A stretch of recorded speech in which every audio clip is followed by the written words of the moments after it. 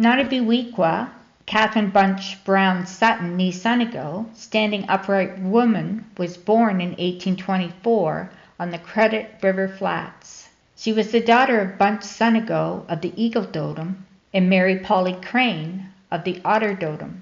Catherine married William Sutton on January 9, 1839, and they had 8 children.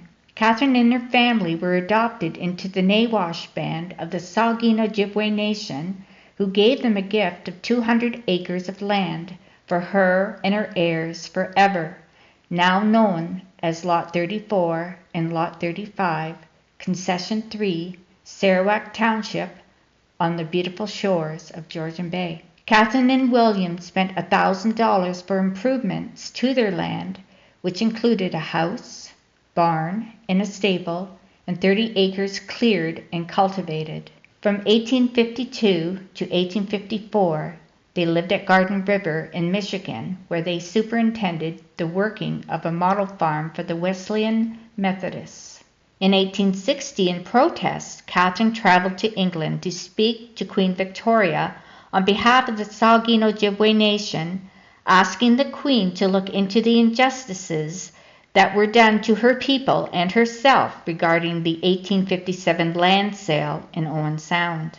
Before Catherine left for England, she had to raise the money for her trip. She did this by giving speeches in Canada, New York, and Boston.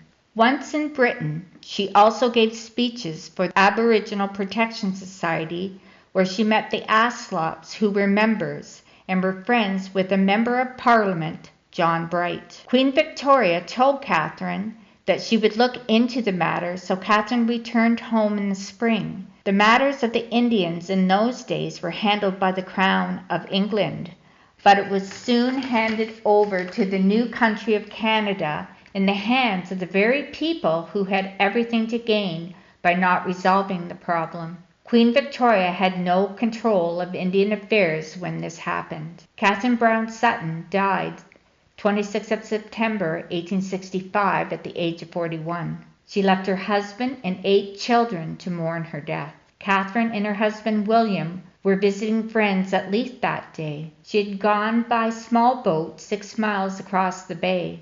Catherine suffered from asthma.